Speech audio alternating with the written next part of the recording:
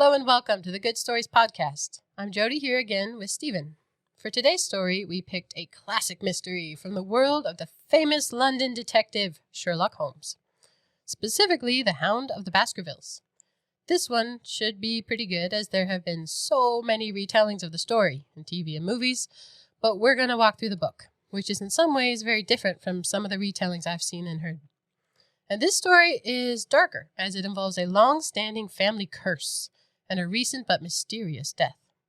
Most of the story takes place in Dartmoor, England, a lonely moorland with impenetrable fog drifts and deadly mires that look like solid ground. And it's not just about solving a puzzle, but also what happens when fear meets logic, or when reason is challenged by local legends, especially in the howling wind and dark atmosphere of the moor. So to use an iconic Sherlocky phrase, the game is afoot.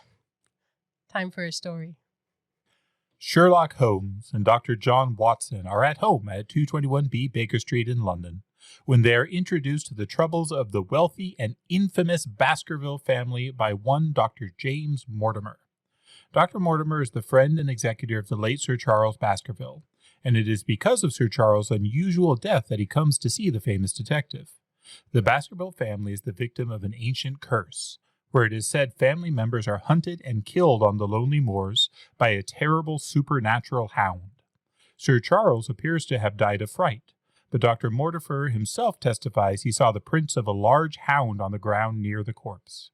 He is engaging Holmes to advise him on whether it is safe to bring the heir, Sir Henry Baskerville, to the cursed home. With the approval of Holmes, Sir Henry takes up his post in the ancient Baskerville residence, but he is accompanied by Dr. Watson, who is tasked with watching over his safety and gathering information for Sherlock Holmes regarding anything strange or curious.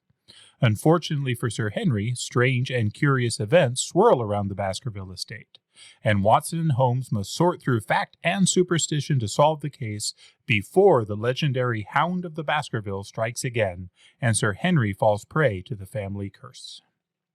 So this, I think, is our first murder mystery, huh? Yeah, I think it is. I mean, we did Chesterton, but we didn't talk about Father Brown yet. Nope. So, yeah. No murders there yet. Going with Sherlock Holmes first. I mean, he's kind of a big deal. Kind of a big deal. He is sort of the big deal. There are other famous detectives, but I don't think there's any that are as famous as Sherlock Holmes. Well, I did see a thing, and it was Conan Doyle saying, I've created the most famous detective of all time. And then Agatha Christie says, here, drink this. Because she often used poisons. It's a joke. I thought it was very funny. So. And were I to come up with sort of a next level, Hercule Poirot from Agatha Christie would be up there, but I don't think as many people know him as know Sherlock Holmes. I mean, Murder, She Wrote. Come on. Angela Lansbury. She is up there. She solved a lot. Matlock, yeah. Yeah, but he was a lawyer, not a detective. Yeah, but he's still solving mysteries. He did. Psych. Wonderful. Sean Spencer. Indeed. But I think Sherlock is probably the most iconic with his pipe and his skills and things. And I don't know. I think we should just talk through it, though. Yeah. Do you remember how old you were when you discovered Sherlock Holmes? Was it a show or a book? Or do you remember when you got into him? It was a book. It was like a collection of them. The Speckled Band. Oh, do you remember that one? I do remember the Speckled Band. Yeah, so totally different story, but it's a short mystery, and it is novel. I did not see it coming. This guy trains a snake. It's a snake story to come down through the ceiling and kill people. I mean, it's pretty terrible. But that one and the something carbuncle with the jewel in the chicken's throat or the goose. I don't remember that one. I'm sure I've read it, but I don't remember it. There's this man who gets into a street scuffle, a little brawl, and he drops his Christmas goose and his hat. And inside the goose, they find the blue carbuncle. It's in the bird's throat. So it turns out it was stolen from a hotel, and it becomes a thing. And it's one of the only stories where Holmes doesn't turn the guy in, and they eat the goose for Christmas dinner. So there are more lighthearted ones. It's not always death and gloom, but this one certainly is on the moors. I mean, they are a thing in and of themselves. Yeah, I think the Moors are really a character in this book. They're their own thing. Now, I've heard the term like moors or moorland, but I've never really known what that was.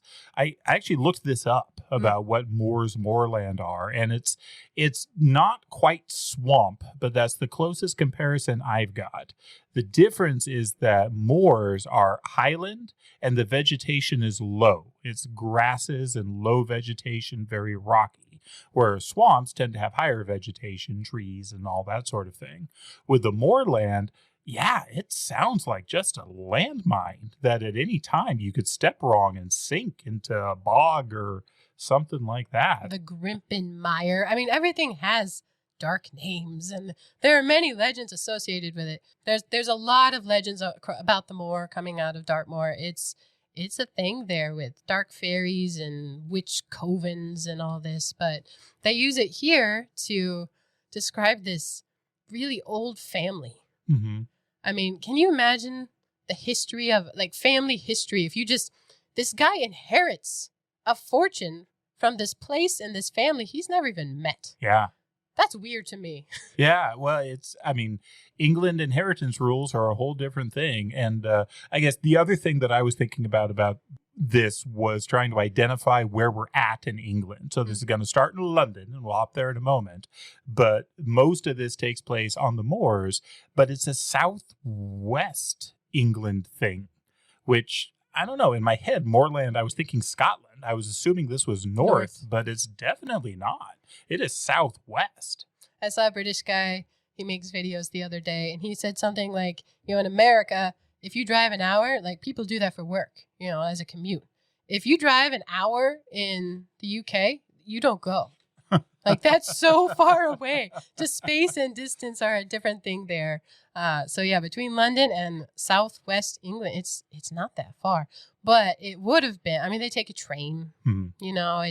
It's not as quick or efficient. There's still, I think, horse and cart type times, so things would take longer to get there. Yeah, very much so.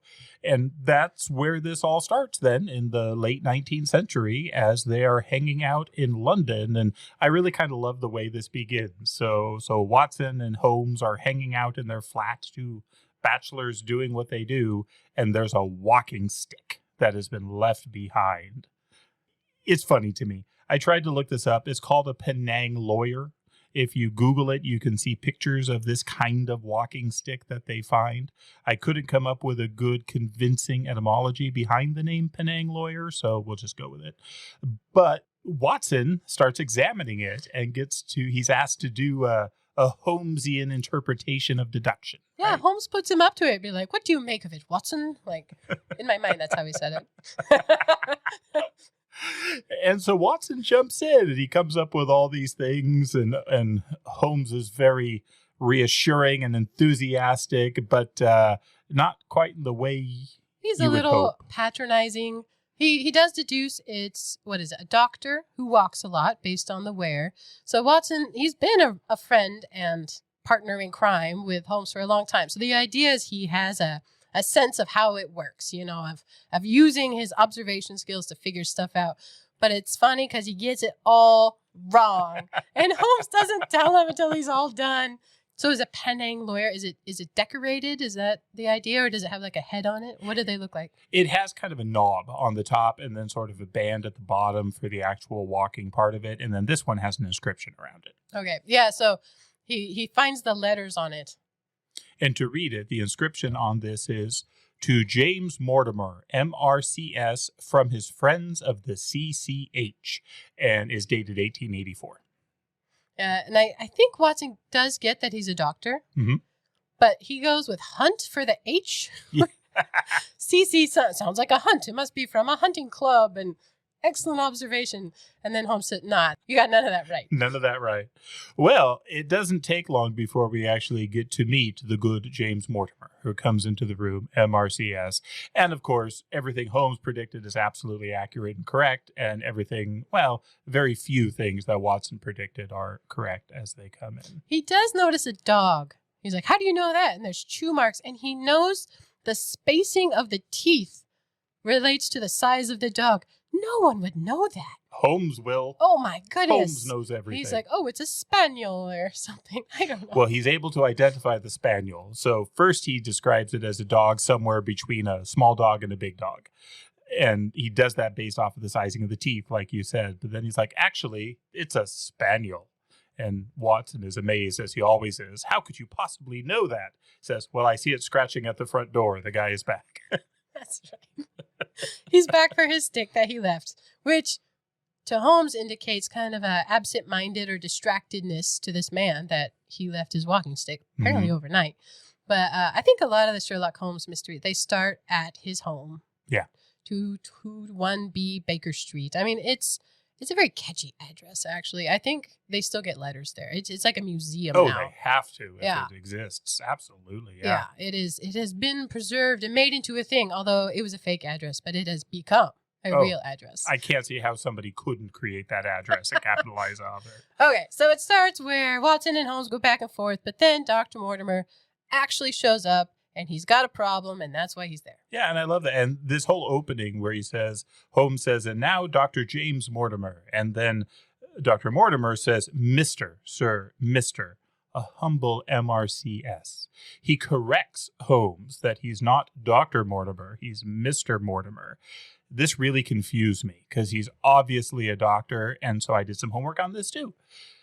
There was some stuff I read that said, well, this clearly means he did his surgical residency, but he didn't do his medical residency, so he couldn't be called doctor. I think that's wrong, because this is what I learned about medical training in England. It used to be that the physicians, the doctors who went to medical school, didn't do any of the surgery stuff. Mm-hmm. There was this thought that it was unworthy to work with your hands. I mean, they're intellectuals. Gentlemen. Yeah, so they would get somebody to do the physical labor when that was required, and they would usually grab the barbers. So for a long time in England, there was actually a society of barbers and surgeons. It was the same thing. The medical doctors, though, were kind of snooty then, as I guess we still are now. And they really opposed the idea of these untrained barbers being referred to as doctor. So the surgeons, by tradition, always went by Mr. Well, modern medical training has kept this weird old thing. And so I read a whole bunch of reports of doctors training in England saying, yeah, I used to be called Mr. And then I worked really, really hard. I went through medical school and became doctor. And then I worked really, really hard to get my surgery credentials. And then I became Mr. again. So I think that that's what's going on here, that this is kind of a humble brag when he says Mr., a humble Mr. He's not really being humble. He's saying, no, I'm a surgeon. I'm a fully qualified. I've done all this sort of thing. So anyway. I glossed over that entirely. I was very confused by it. I would be a terrible Sherlock Holmes. I always try to guess who done it, and there's not even that many characters in this story. And I still didn't get it right. I mean, I pay attention to the entirely wrong. I'm like Watson. Yeah. Okay. Everyone loves Watson, so it makes sense. The everyman.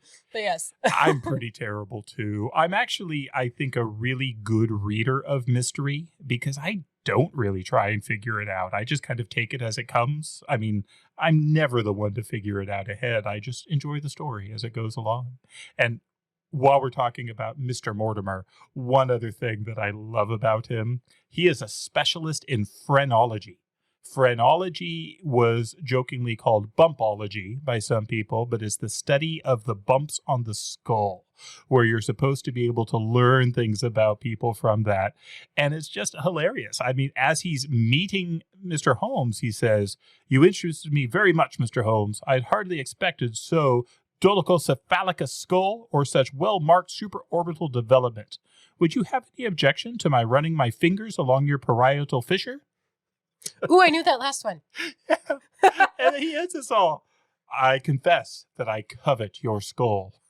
That is so weird thing to tell somebody. So strange. Hey, at least he's passionate. I admire that in people. If you're gonna have a hobby, go for it.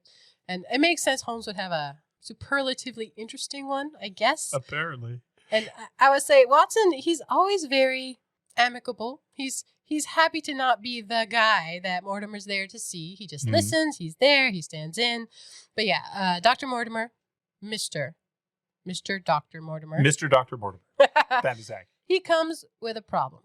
The interesting part about this whole kind of setup with his phrenology interest and, his surgical training is that he's really putting himself forward as a man of science.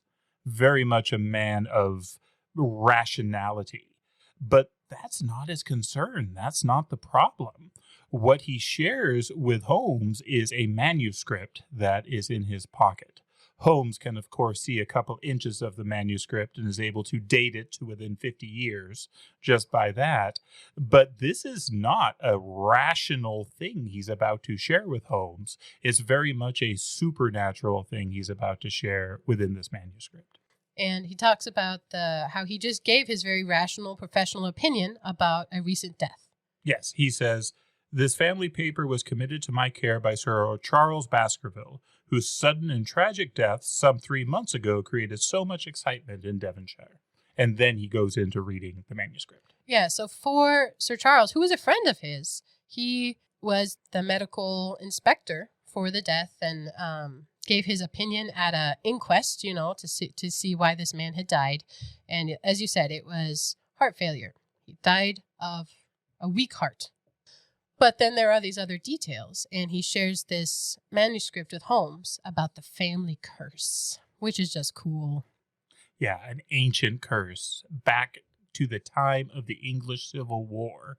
The villain of the curse is the Lord Hugo Baskerville, and he sounds like just a terrible, awful, awful human being. Truly, yeah. This awful human being sets his eyes on a farmer's daughter nearby and plans to take her by force and have his way with her in every possible capacity. So he takes her, he captures her, and she gets put up in a tower, and he is getting drunk and roustering with all his noble friends. Roustering. Good word, huh? And she escapes, and she starts running across the moors and fleeing from him. Which is dangerous at night. Like, people die in these mires on the moor, and you don't know you're in one until you've stepped in it. But rightfully so, she is running away from this evil man. And this manuscript is written from a descendant of his who's describing the event that happened. And so he's warning his heirs, hey, this is a thing in our family. Yeah. Because as Hugo is chasing her, he starts calling all sorts of curses upon himself. He's going black with this. And he gets on his horses, and his friends get on their horses. And there's this drunken chase across the moors to try and find this woman. Well, Hugo finds her. He finds her, and then his friends find Hugo. What they find is that she has died. She's died of fear and fright and fatigue and who knows what, but she's dead by the time Hugo finds her. Hugo is still alive when his friends come upon him, but what they see is his death as a supernatural massive hound takes out his throat and kills him. And from that point on, there is this supernatural hound that's said to be roaming the moors, searching for the descendants of Hugo Baskerville. They are cursed, and so the descendants of the Baskervilles cannot be out alone on the moors, or the hound will get them. When the powers of evil are extant. That's a quote from somewhere in here. But here's the quote from when the three friends found Hugo. "A foul thing, a great black beast, shaped like a hound, yet larger than any hound that ever mortal eye has rested upon.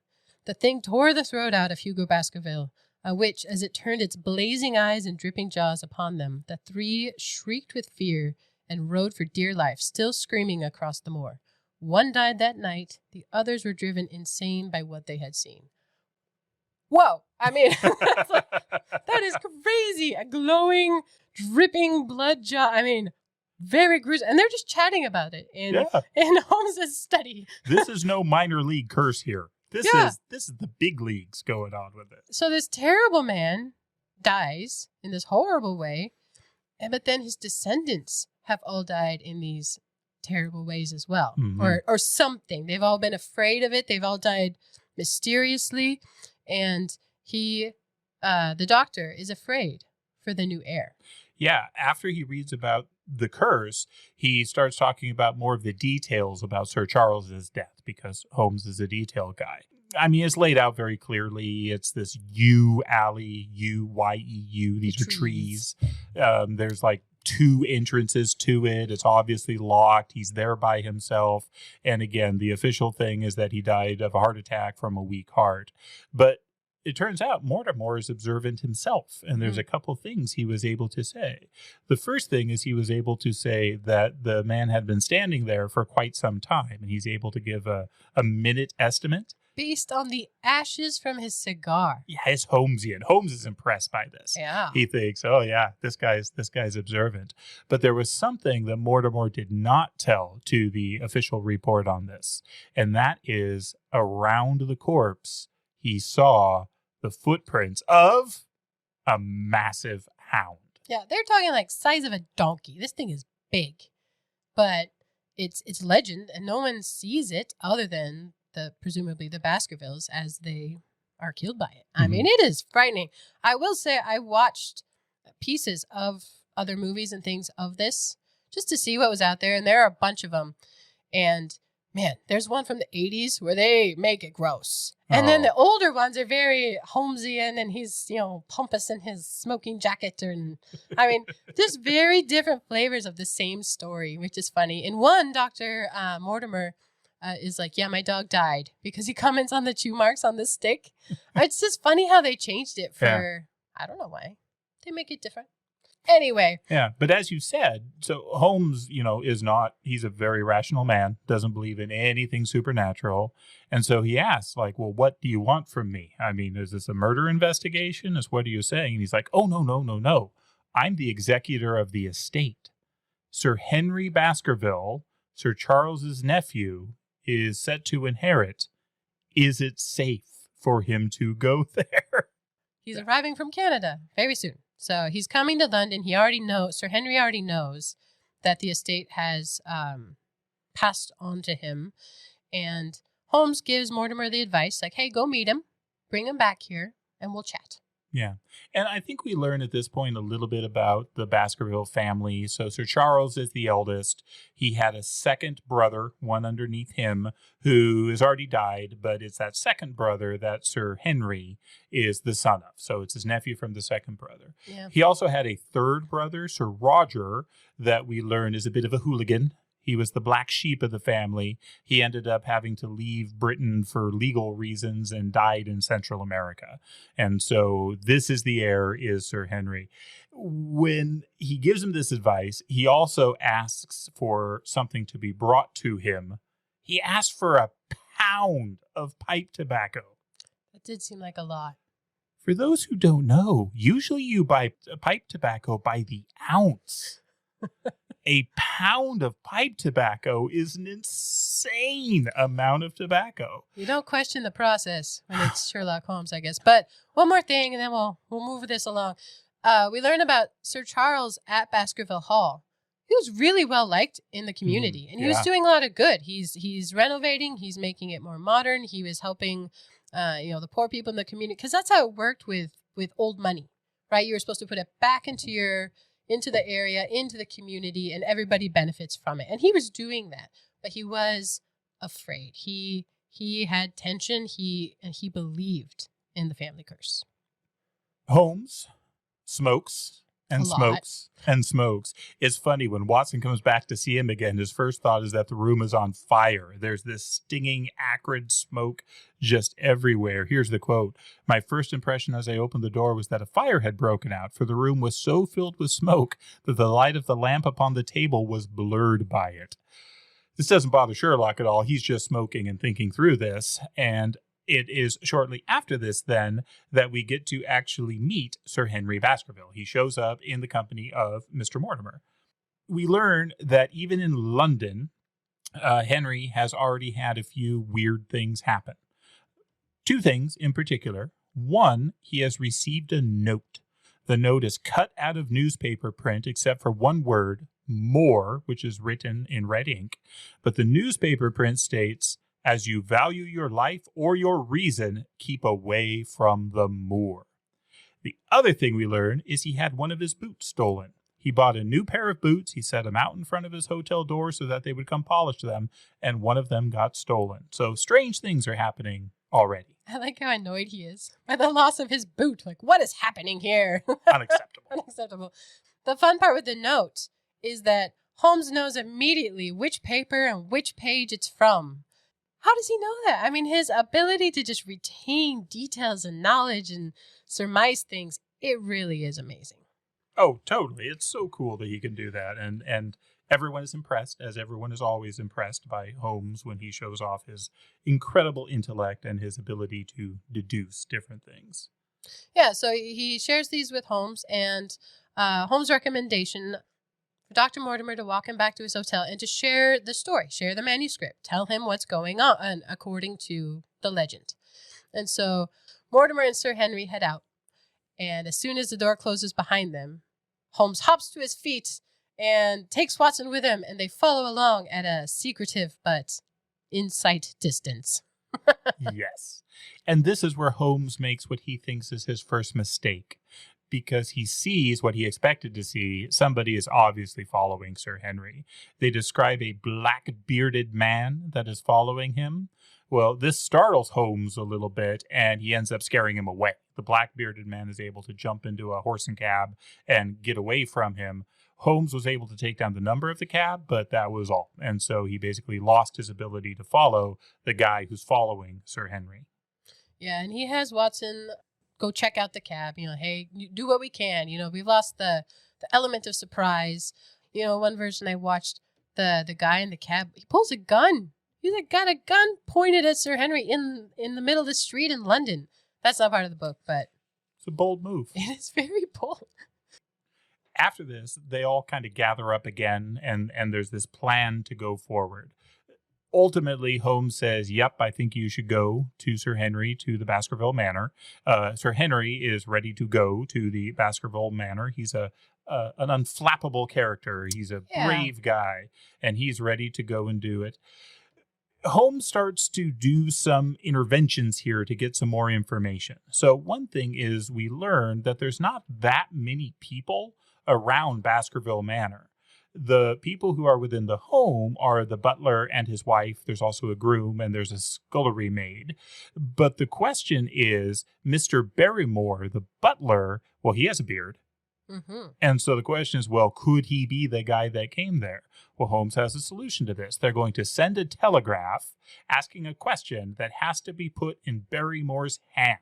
That's the instructions. It must be put into Barrymore's hand. And by that evening, they would have the answer. Is he in Dartmoor or is he in London? The other thing that happens is the cabbie shows up. They have the number of the cab, and the cabbie shows up because somebody's asking about him, and he's pretty irritated that somebody is accusing him of something. Holmes is great in these situations. He pays him. He asks him questions. He gets as much of a description as he can. The cabbie is placated, willing to share information, but he does say that he was told not to tell anyone because it was a really important person in the cab. A famous guy. Famous. Holmes asks, who? Who was the person? Sherlock Holmes. He pulled his name on him. Good move. Totally did. There's one other thing that happens here that's important to remember. Sir Henry had 3 pairs of boots. The one he was wearing, an old pair of boots, and the new pair of boots where one had been stolen. At this point, one of his old pair of boots, not the whole pair, just one boot, also got stolen, and the new one got surreptitiously returned. They found it under his bed. So he has lost his old boot, but he has his new boots back. The final thing in this chapter, in this part, and kind of the end of the London scene, is it is decided that Watson is going to journey with Sir Henry to keep him safe, and he's going to report back by letter or telegraph or mail to Holmes. Holmes is far too busy to leave London at this point, so this is all on Dr. Watson. I think that's kind of crazy, although Watson is a little bit flattered to be entrusted with a case like that. But Holmes is too busy, although in other stories it does say he becomes wildly obsessed every time he has a case. And so he already has one in London. He's not going to go down to Dartmoor, and so Watson's entrusted. The boots thing is so confusing to me, and it's important because they spend a lot of time describing it. But what's it called? A red herring. For me, I thought, they must need one of each step. like for like you're making footprints, like Just a thinking right and something a left. like that. That's not it, folks. Because when they talked about the murder of Sir Charles, they did talk about the footprints in the ground Yeah. and the way they were going and what they looked like. And so that's what I was thinking too, and was totally wrong. No, that's not it at all. But it's funny he doesn't go. Holmes doesn't go because he's excited that the guy pulled his name out and gave it to the cabman, and it wasn't able to catch him. He's like, "Ooh, this guy's good," and so he says it much better than that. He says, "A touch, Watson, an undeniable touch. I feel a foil as quick and supple as my own." But then he also says, "It's an ugly business, an ugly, dangerous business." But he's obsessed with his current case, so he's staying in London, and off Watson goes to Dartmoor. He's very confusing to everyone else except himself. Indeed. I also love the other line he gives here, because there's been a bunch of these. There's a chapter called The Three Threads. So there's these different things he's trying to look into, and they all don't pan out. But he's excited about this. He says, "There's nothing more stimulating than a case where everything goes against you." So that's what we have in London. I have the wrong attitude and mentality to be a detective. Well, a consulting detective genius. Yeah, he is thorough. He sends a boy around to check wastebaskets at all the local hotels because he can tell somebody cut out from a London paper, a specific London paper, the letters or the words for that letter. And even a specific article. Yeah. You could say it was from this article. I see all the words in it. I recognize the font. It's amazing. Yeah, so he knows it's a long shot, but he still investigates. He's very thorough in that way. So off we go to Dartmoor. To Baskerville Hall. Boy, that place is depressing. Yeah, it really is. Dark and dank, but old and big money. I mean, but Sir Henry likes the moor. He's never really been there. I think it says he was when he was very, very young. But very young. Watson. So we learned everything from Watson's communications back to Holmes, because Holmes is still the mastermind behind all the things, and it's Watson's job to protect Sir Henry and to send back information he gathers. And so he's describing Sir Henry and how he just kind of belongs in this place, and he can see how well he fits into this family history, the Baskervilles. Yeah, and he wants to belong into this place. Yeah. As he shows up, we're introduced to the Barrymores, so the butler, and apparently they've been with the family for generations. They say they were very fond of Sir Charles. They got what's the word I'm looking for? They got money when Sir Charles died. Yeah, he gave him a stipend at his death. A generous one, it sounds like. And we learn in that first night there a couple of things. One, is a gloomy, gloomy place. At least Watson thinks so. Two, the Barrymores are somber people, and they actually give notice. Barrymore tells Sir Henry that obviously he's going to want to bring in his own people. They're very fond of Sir Charles. With the money he gave them, they think they can set up in business somewhere. They're not going to leave right away, but they make it clear that they're looking to get out of Baskerville Hall. And Watson hears a woman sobbing in the middle of the night as he's trying to sleep. So it is a masterful job of ambiance setting. I mean, it is a creepy, creepy place that first night. Yeah, and they comment you could see the new build. So Sir Charles was working to lighten it up and bring in modern technologies at the time and these things, but for now it is dark and somber. Those are the right words. And as they approach the hall and kind of throughout the story, you can see these huts on the hills. So the moor in my mind is fairly flat. I mean, there's these tors, these rocks and bumps in it, but you can see a distance, and there's these huts built by, they just call them ancient peoples. Yeah, Neolithic man. Yeah, just all over the place. And they definitely give a flavor of just history and the weight and how long people have been there. And with the huts also the standing stones. There are standing stones everywhere. Someday maybe we'll talk more about standing stones because they're just cool. I saw Stonehenge. It was so cool. And the clavicairns, awesome. So this is the kind of place, though, this place that is just steeped in antiquity and history. The next day, Watson is more cheerful. It's sunnier, it's lighter, it's brighter. Daylight helps. And we start to see some things in this next chapter. So the first thing we see is, well, Watson asks about the crying woman. And apparently Sir Henry heard it too. And they asked Barrymore, and Barrymore says, nope, didn't hear it, not a thing. But this is obviously a lie. Yeah. Strange things start happening immediately because Watson sees the face of Mrs. Barrymore, and she's clearly been weeping. This is now, too, where we start meeting some of the local color. Some of the 5 Their or 6 neighbors. other people that are around. There's not many. It seems so lonely there. Yeah. The first one we meet is a woman, Ms. Stapleton. And what does she tell Watson when she sees him? She charges up on him and if you value your life, go away. Something like that. Yeah, go back to London. Get away. Leave the moor. So that's Ms. Stapleton. We then meet Mr. Stapleton, the naturalist. A naturalist is a scientist who collects things like butterflies and plants. I mean, he's dancing around with a net. He's got a collection box with him. He is a naturalist, and he's really kind of over-friendly to Dr. Watson. A little effusive. It's funny, the woman, though, Miss Stapleton, she, turns out it's his sister. So Stapleton is the naturalist and his sister, and they live together there on the moor. But she, as soon as she realizes that Watson isn't Sir Henry Baskerville, she backtracks big time. Oh, never mind. Mm-hmm. No, I didn't mean it. Yeah. Which is a weird interaction. And the interactions between the Stapletons are weird, between this brother and sister. You get the sense that as sort of over the top and flamboyant as Mr. Stapleton is, Miss Stapleton seems scared of him and not willing to say the wrong thing in front of him. To the point that when Watson actually leaves, Miss Stapleton runs out of the house, hides from her brother, but to say, again, I didn't mean you, it wasn't you, forget what I was saying. And she tries to pass it off, basically, that she believes in the Hound of the Baskervilles and that she's worried about Sir Henry because of what could happen with this hound. Yeah, I mean, it is a scary story, and there's definitely a history of deaths in the family. Oh. Yeah. I think the butterfly thing is a little weird. Yeah, I mean, they do use it. Well, I've always thought the collecting and pinning of butterflies is a strange thing. Well, that's his one hobby. I mean, wow. And apparently he's into it. Yeah, in one of the movies, they blend the phrenologist, the head bump guy, because there's all these Neolithic men there, right? So this is a thing. There's old skulls in the area, but with the naturalist and the butterflies. But here they're separate. Mortimer's the head bump guy.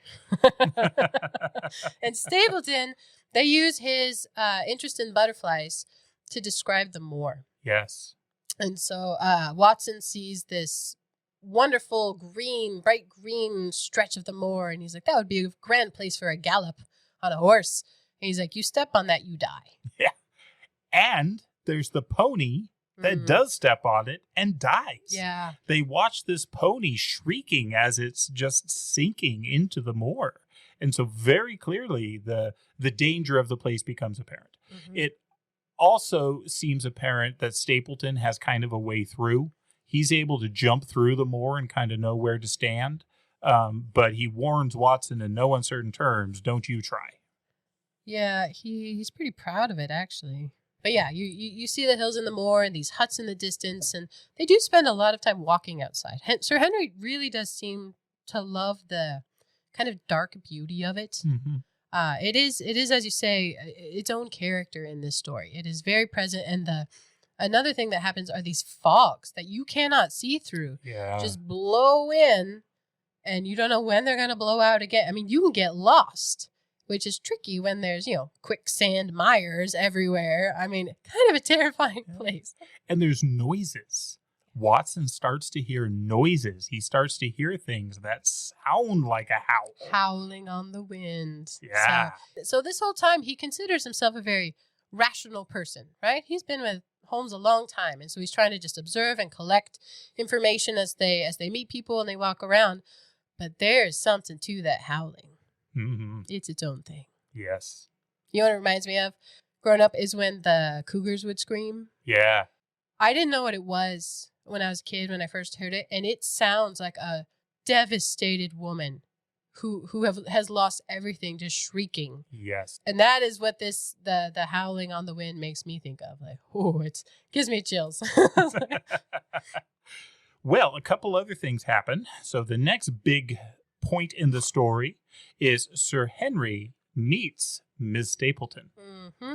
Sir Henry is attracted to Ms. Stapleton. Oh, he falls in deep right away. He is in love with that girl immediately.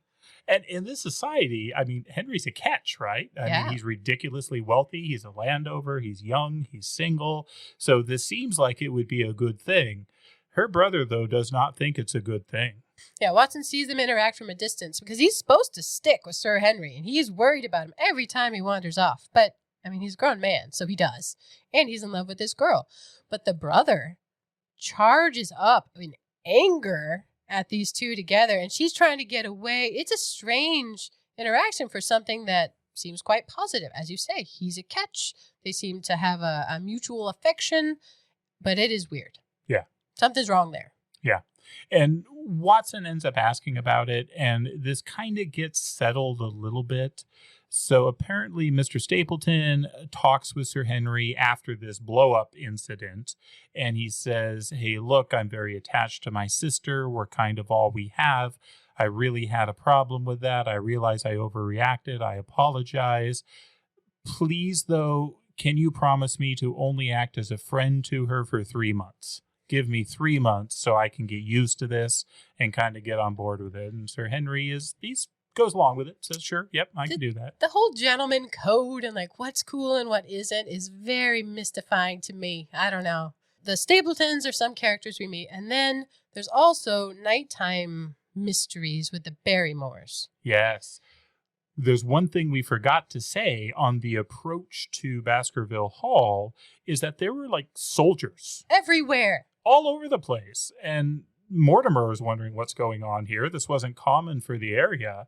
Well, it turns out, just to add flavor to all of this, there has been an escaped convict, Selden of the Notting Hill murders. So he escaped after Sir Charles' murder. So we know, well, that wasn't him. Mm-hmm. Well, again, we don't know it's a murder. I should say death. Death. Mysterious death with these footprints. Okay. So yes, this dangerous convict is out there somewhere on the moor, and it is unlikely for him to be alive because it is so dangerous, but they don't know, and he is very dangerous. Truly violent, aggressive murders. He's been sentenced to death, but he managed to escape, and so they're still looking for him out on the moors. This takes us to the Barrymores. Yeah, it's crazy how much stuff happens at night. So Watson initially heard the woman crying, but that got denied. But then he hears somebody in the hallway, and they're very jumpy because it's scary there at night. But they find out that Barrymore he keeps going into this specific room in the middle of the night, barefoot, strangely. Like he's not dressed for work, and he's staring out the window, and he's got a lantern. He's looking out the window. And so Sir Henry and Watson, they're very brave. Mm-hmm. I mean, they are rational, and they confront him, and what are you doing? And he denies it, and basically they figure out, oh, he's sending a message. Yeah. They're able to sneak up on him and follow him at night because he's deaf. Yeah.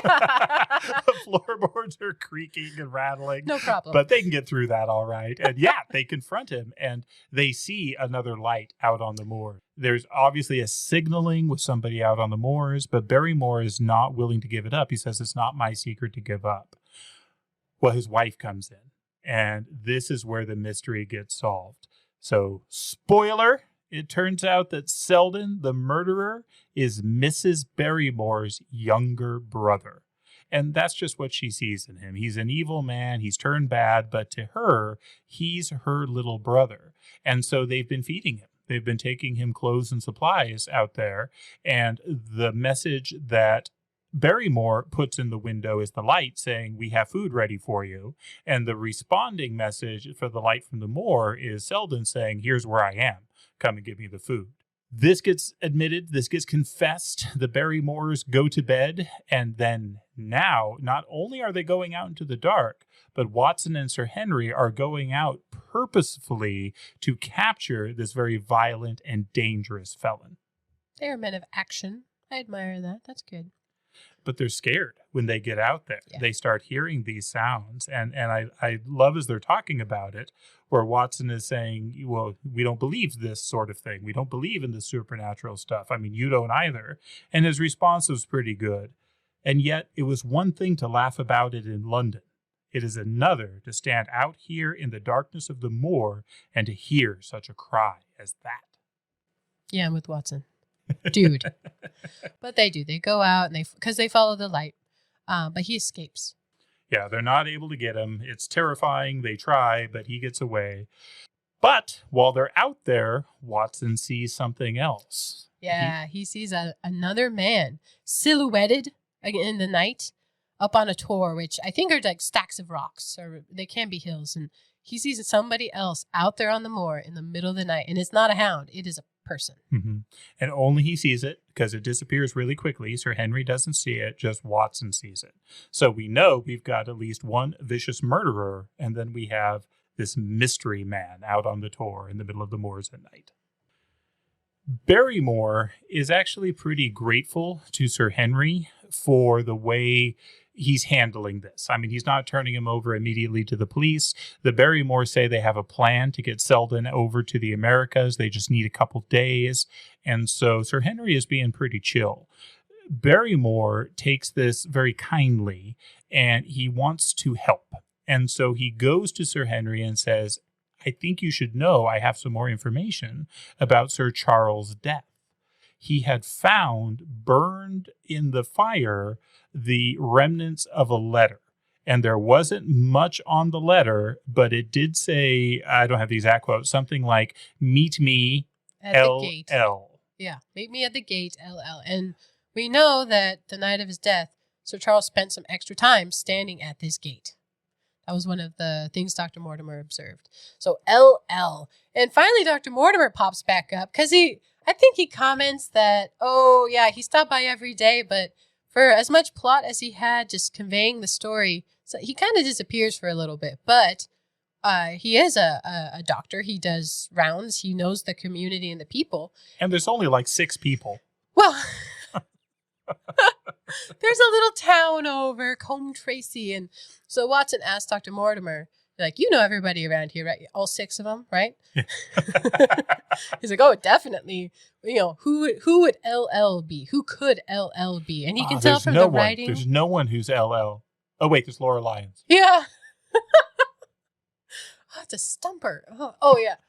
So he does. He finds, and he can tell from the writing, or thinks it's a woman's hand. Because he, too, can observe things. So that all this time, he's collecting this information for Holmes, and he feels like he hasn't done very much. Sir Henry's wandered off a couple times. He's all sad because the girl... He wants to accomplish this to send back to Holmes, something tangible and real. I mean, they solved the Selden Barrymore mystery, and that's something, but it's not pertinent to Sir Charles's death, they don't think. So he goes to Combe Tracy, it's a town over, to visit Laura Lyons. Miss Laura Lyons, who we learn is a fairly broken woman. She's had bad relationships, bad husband who hurt her, and Sir Charles was an older man, but he was helping her. Like we said, he was good for the community and help people in distress, and so he's trying to help her get back on her feet. And it's really sad too, because her father is still alive. We're going to meet him. He's a man named Mr. Franklin, and he's basically the town busybody. He lives to take people to court and sue them over frivolous things. I forgot about him. They did have a dinner with him, and he doesn't have scruples exactly. He just wants a lawsuit. So if you do it one way, he's against that. And if you do it the other way, then he's against that. And so as long as there's lawsuits happening, he's happy. He's happy. So this eccentric busybody has cut off his daughter. So Laura's his daughter, and he won't give her anything. But as you said, St. Charles has been kind to her and has been trying to help her. Sir Charles. You called him a saint. Sir Charles. Anyway, so Watson leaves Sir Henry alone again, which is it's funny because for how much he worries about him, he leaves him alone quite a bit. But he knows there's this man out on the moor somewhere, probably one of the huts, because there's a bunch of them. And on his way, he's going to go to Laura Lyons' house. And he does. He comes up and he has a conversation. Basically, what do you know about the night Sir Charles died? Mm-hmm. And I think initially she just denies any knowledge. Totally denies anything. She only says anything because he tells her that he's read the part of the letter. And she's like, are there no gentlemen in the world anymore? I mean, you feel her bitterness towards these men who've hurt her. Mm-hmm. And fair enough. But he does learn that they had an appointment that night. But she claims that she didn't go. Yeah, she says, stuff came up, so I couldn't do it. And that's all she will say. She will not say anything else. Yeah, and so on his way back, Watson runs into her dad, the busybody, who's in a fine mood because he won 2 separate but conflicting Yeah, and trivial. lawsuits. So just trivial. About like a absurd. path through a garden. I forget now. Yeah. But. And then an anti-trespassing in another place. Yeah. And it hurts. He's not a great guy. He's also a bit of a snoop. He's got a telescope. And he uses the telescope to just look at goings on and stuff around here. And Watson shows a lot of tact during this appointment with him. He's able to get Mr. Franklin talking. And it turns out Mr. Franklin has been watching this boy who goes from the town to the huts to deliver something. And Franklin assumes he's delivering food to the convict. Mm-hmm. Yeah, and Watson, you hear a little bit of his mental energy about, well, you got to be interested, but not too interested, because then he'll keep it to himself. A very contrary guy.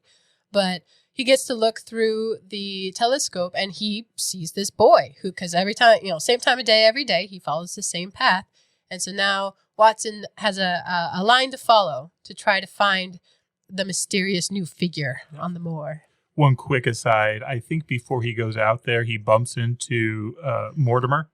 And Mortimer's asking, well, what's going on, sort of thing. And he distracts him by casually asking what type Franklin's skull belonged to.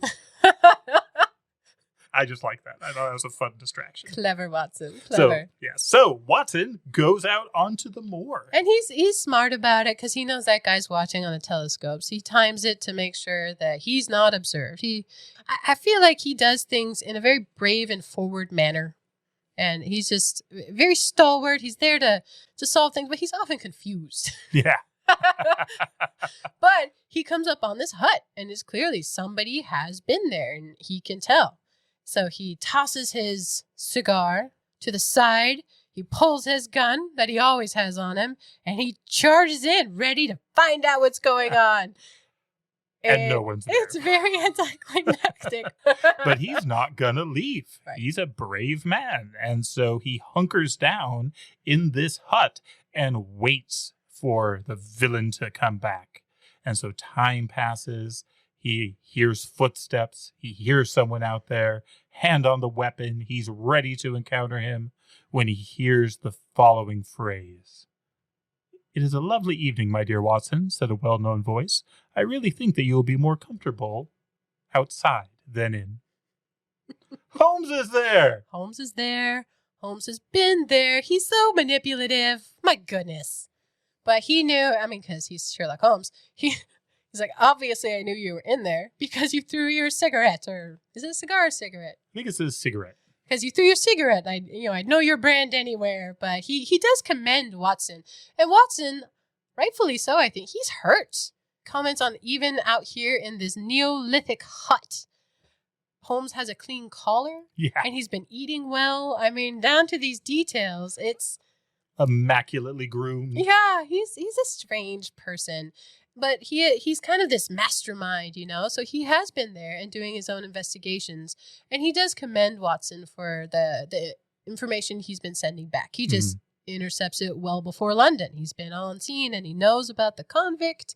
So he's got a good handle on things, but he doesn't have a case they can take to court. There's nothing damning yet that they can use as evidence. And we're about to jump into all the real spoilers of this book. This is the end of it, and this is what we do. So here we go. There's some information that gets exchanged. Holmes is very impressed that Watson went to see Laura. He thinks that showed great initiative and was a good move to do. And so Holmes learns a few more things. There's a very important thing that Watson learns here, though, that Holmes knows. Mr. Stapleton and Ms. Stapleton are not brother and sister. They are man and wife. Which is messed up. Totally messed up. Can we say suspicion? Suspicion? What? Yeah, that is not normal behavior. No. That is just strange. They talk for a while, they hang out, and then a really big thing happens next. They hear a scream. they're on the moors, and Watson has left Sir Henry. That was his one job. He's like, the what did I one do? thing he was supposed to do. And Holmes, too, knows he's been delaying a little bit. He's trying to come together a case that he can prove in court, and he doesn't have it yet. And so he's been stalling. But he knows that Sir Henry has been in danger all this time. And at this point, they're certain that they've just lost because they hear this scream. And so they start running out after him to try and find him. These men can run. Oh, they do. They're active. Wow. On the moors. Yeah. They see Sir Henry's suit in the distance, and they know the suit because it's the same one that he wore when they came to visit them in London. So they see Sir Henry in the distance, and they don't see a hound. Sir Henry stops screaming, and they find him crumpled on the ground with his neck broken. He's dead. There's this man dead in Sir Henry's suit there in front of them, and they're cursing each other. Well, themselves. They're not blaming each other. They're blaming themselves. Also, as a friend, and they're friends. Yeah. And they heard the hound howling. So they know there's something happening. Holmes says something to the effect of, well, he's already dead, but we still have to perform, last rites kind of thing. And so they go up to this crumpled corpse, and it's not Sir Henry. It's Selden. It's the murderer, the convict, the little brother of Mrs. Barrymore. Earlier, we had learned that Sir Henry had been giving the Barrymores some of his old clothes. This was a fairly common thing, I guess. Well, they had been passing these clothes along to Selden. This is how he could stay dressed out there. We're talking about hounds here. We're talking about dogs, and dogs follow scent. So you have Selden, this murderer, wearing the Baskervilles' clothes, and this caught up with him. I mean, this is horribly sad that this man died out on the moors. On the flip side, this is a convicted murderer who was under the death penalty. So if somebody's going to die, this is probably the one we would pick. But still, it's a really well-written scene. Yeah, because they earnestly believe it's their friend and client who hired them to protect them. I mean, they thought they had failed. But Holmes knows who's behind it. He just has to pull it together. And so Watson and Sir Henry had been invited to have dinner because apparently gentlefolk have dinner regardless of their evil machinations. It's just something that they do. So yeah, they're scheduled to have dinner, and Holmes says, okay, go, do it. Have dinner with them. Yes. There's a couple things that happen though before that dinner. One is that all of a sudden Holmes is there. Sir Henry is thrilled that Holmes is there. Well, he's here now. Well, Holmes says, well, you go to dinner. We're actually leaving. Yeah. We've got to go to London. You're on your own. It's so confusing. It's pretty weird. Holmes also confronts Laura himself. So they go over and he gets a lot more information out of her. He does it by letting her know Stapleton is married to what they think is his sister. Laura didn't know this, and Laura thought that Stapleton was going to marry her. Yeah, he's been pushing her to get a legal divorce from a bad man, turns out, but she's still legally married. And he has been pushing her seemingly hard to do this, to get this divorce, make it official so that I can marry you. But he's already married. Yeah. What a sneaky bugger. And that was the reason Laura was going to meet with Sir Charles, because she was going to ask him for money to pay to get out of her marriage. That was the reason she was going to go meet him. The reason she didn't meet him is that Mr. Stapleton told her not to. To cancel. To cancel. He told her to write the letter and then made her cancel the appointment on the night that the man died. And she shares this with Sherlock Holmes. He's like, I knew it. There's another thing that happens before the final dinner that it just kind of hit me in some ways. Holmes is an interesting character. He's a fascinating man, but I also find him kind of tragic. His only friend is Watson. All he does is work. And smoke. And smoke. Well, and in the books, he's got a pretty bad cocaine habit. In the other ones, it doesn't come into this story, but in the other ones, he's a pretty sad man. And there's one kind of passage in here that it jumped out at me. And so when they get back to Baskerville Hall, Watson tells the Barrymores about Selden. And Mrs. Barrymore is crushed. Her little brother is dead. And it's tragic and it's very sad, and she's just weeping. And I'm just going to read this quote. To all the world, he was a man of violence, half animal and half demon. But to her, he always remained the little willful boy of her own girlhood, the child who had clung at her hand. Evil indeed is the man who has not one woman to mourn him. And what struck me as I was reading this time, Holmes doesn't have a woman to mourn him on any level. He has tons of hobbies. I mean, he knows the spacing of dog teeth, and he plays the violin and languages and herbs and all these things. But you're right, he doesn't have related. Watson is his friend, family, kind of his touch point back to humanity. Exactly so. Yeah. There's one other thing that Sherlock Holmes sees as he's in the Baskerville Manor. He walks down the hallway of the family portraits, and he sees the portrait of the Baskerville that starts this all off, Hugo Baskerville. And this is going to be important in a little bit because he thinks he recognizes something in this portrait. He looks familiar. Even though he lived such a long time ago. So, yeah, Sir Henry's off to dinner on his own on the moor at night, and somebody shows up on the train. Holmes and Watson go to the train, but they don't leave like he tells Sir Henry they will. Somebody shows up who is a frequent character in the Sherlock stories, Lestrade. Inspector Lestrade. Holmes is always a independent contractor, but he works with Scotland Yard a lot. And Lestrade goes through development over the course of the stories. Early days, he's very anti-Holmes and doesn't really believe him. By this time, he's all in.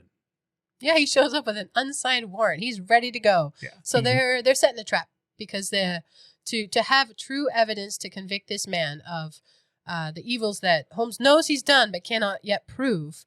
They set a trap outside the house. Yes. They use Sir Henry as bait. Totally. There's really no other way of saying this. Holmes is not a perfect person. He dares greatly, I think, in this. And truly, I think it's a mistake. Yeah. But he is trying to solve it, to beat this very brilliant bad man. Mm-hmm. So they're waiting outside the house. They can see the lights on. They're having dinner inside. He has Watson kind of creep closer to see, how they're doing, and they're waiting. I always think in stories like that, like, if you're ever stuck waiting for something not dangerous, it's tedious. But this, where life and death are on the line, it would be so tense. I mean, seconds would just crawl by. I don't know. It's tense. Yeah, and there's something that makes it even more tense. Holmes realizes there's something that he hadn't counted on. The fog. Mm-hmm. You had talked earlier about these fogs that can sweep in and just obscure all visibility. Well, it's starting to come in. And this, how can they follow him? How can they catch the killer?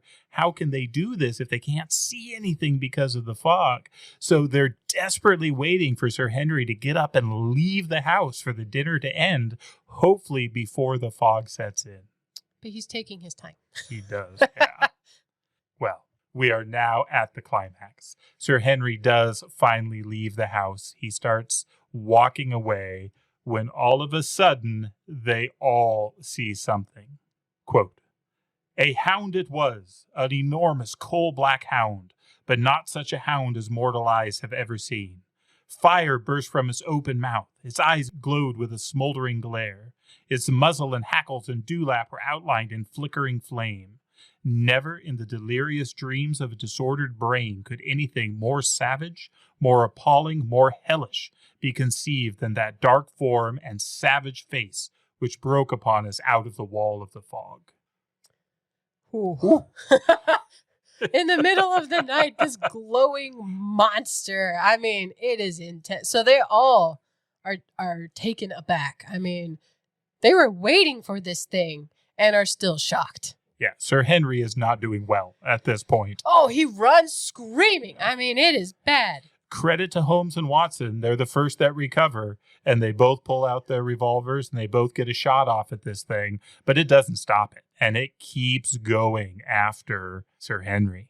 they follow it, and I think it's Watson who gets the final shot, isn't it? I think he gets the kill shot, and then I think Holmes drops like 5 rounds into it. Just to as make it's sure. on top of Sir Henry. I mean, Yeah. it is on him.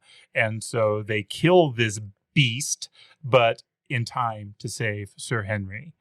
We've had the description of what this appeared like coming out of the fog. We're now going to read the description of what this was dead. In mere size and strength, it was a terrible creature, which was lying stretched before us. It was not a pure bloodhound, and it was not a pure mastiff, but it appeared to be a combination of the two, gaunt, savage, and as large as a small lioness. Even now, in the stillness of death, the huge jaws seemed to be dripping with a bluish flame, and the small, deep-set, cruel eyes were ringed with fire. I placed my hand upon the glowing muzzle, and as I held them up, my own fingers smoldered and gleamed in the darkness. Phosphorus, I said. Yeah, that's terrifying. Oh, yeah. But they took it out. And I believe Stapleton runs. Yes. He knows it's as you said earlier, the game is afoot. I think the jig is up is more appropriate at this moment. Yeah, you're right. When Watson looked in the window, he only saw Stapleton and Sir Henry. And you may wonder, well, where was Stapleton's wife?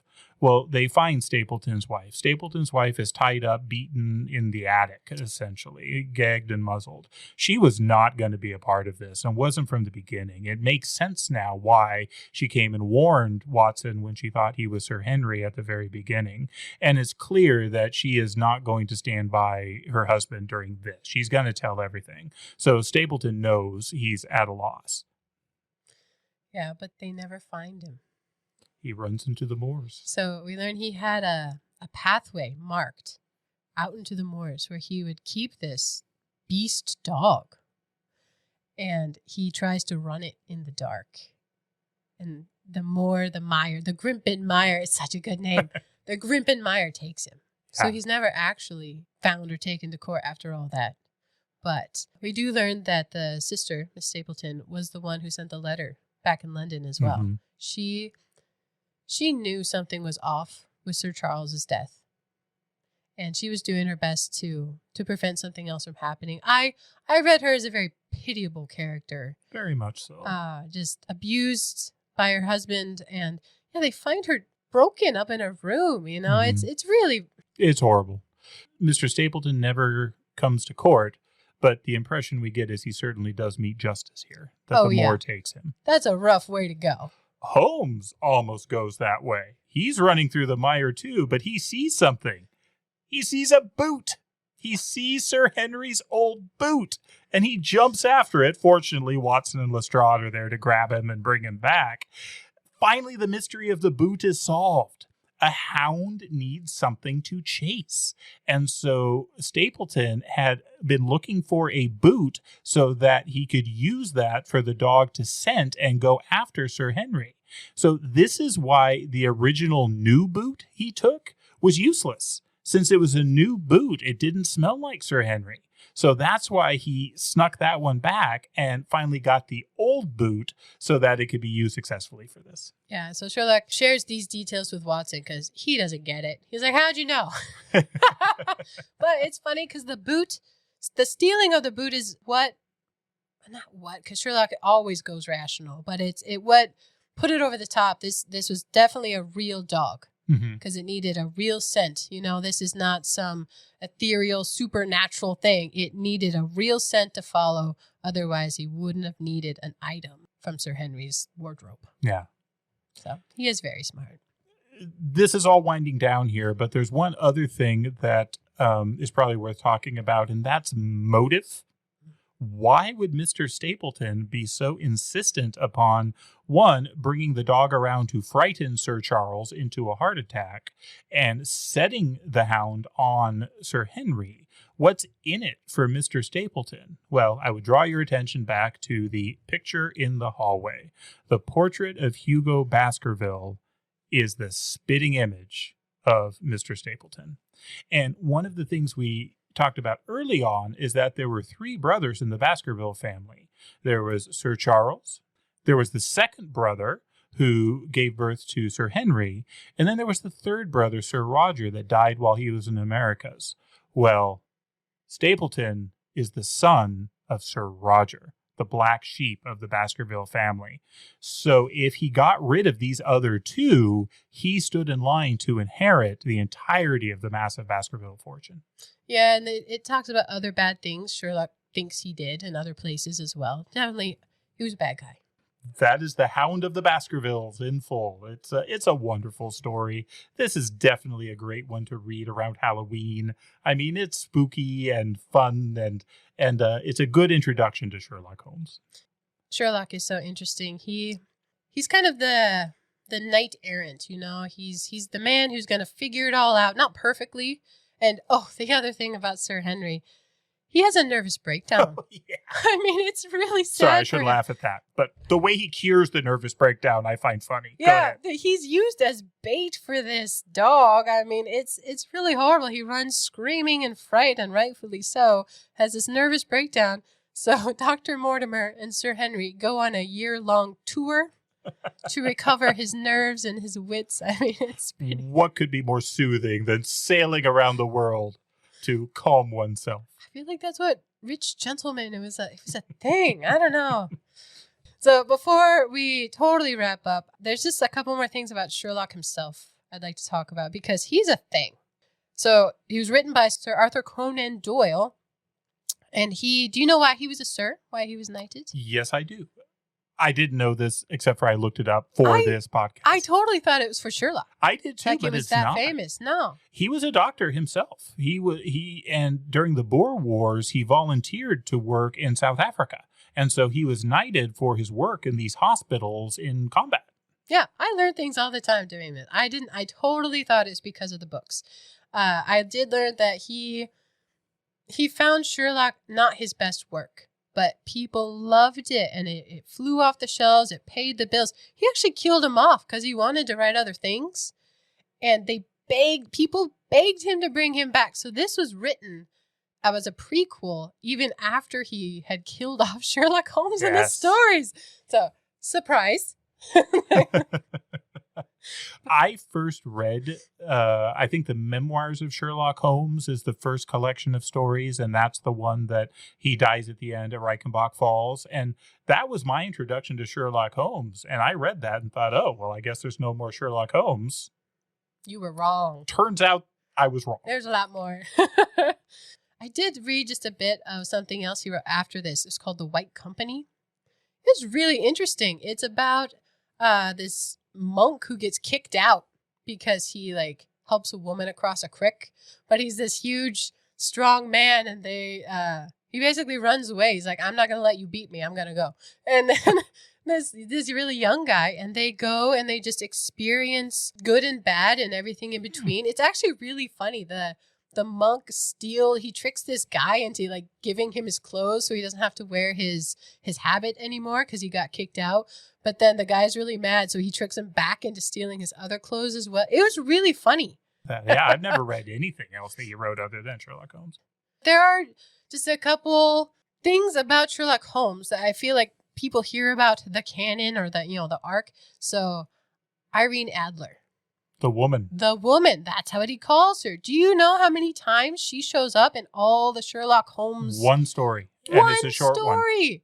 And man, the movies and shows have really run with that because she is the woman because she's really the only person who ever tricked him. Yeah. She got away. She dupes him. So there was never a love interest, but she's the woman and it becomes one. Same with Moriarty. He's only in a couple. Mm-hmm. And yet he is the nemesis, and man, he is brilliant. Yeah. Brilliant, but evil. And he's been really well done in a lot of the remake shows, movies forward. He's a great character, the true foil to Sherlock, and he's been well done. So the game's afoot. It's just a good line. He only used that one time as well. But do you know what it's from? No, I don't. It's from Henry V. It's a Shakespeare. Oh. Yeah. And it's funny because he uses it in the middle of the night. Like, Watson, the game's afoot. Get out of bed. But yeah, it's from Henry V. The game's afoot. Follow your spirit, and upon this charge, cry God for Harry, England, and St. George. Oh, okay. I know. I'm like, oh, yeah, okay. I hear it now. And then I never read his last bow. It's his final story, chronologically. But he becomes a spy hunter in World War I. And he basically says, goodbye, Watson. There's an east wind coming. The east wind. We can end it with how Sherlock ends it. So he's explaining all these details to Watson. I mean, he really is detailed about the crimes of the bad guy and his machinations as he's going through this. But Watson doesn't get to learn that for a while because Holmes has been busy with other cases. And priorities. As soon as he moves on, he's kind of done with that one next. And he kind of obsesses over it. But he invites Watson out for the night. Hey, we've been working a lot. He's like, have you heard of the day Resk? Might it trouble you then to be ready in half an hour, and we can stop at Marcini's for a little dinner on the way. And with that, we'll turn the page, and we hope you join us for the next chapter. Hey, thank you so much for listening. If you're willing, please take a moment to give us a 5-star rating wherever you listen to this podcast. And we would love it if you'd like and follow us on our Facebook page. But best of all, if you enjoy an episode, please share it with a friend. Writing reviews and sharing with others are a pivotal part of the algorithm wizardry that lets other people know about our podcast. Thank you.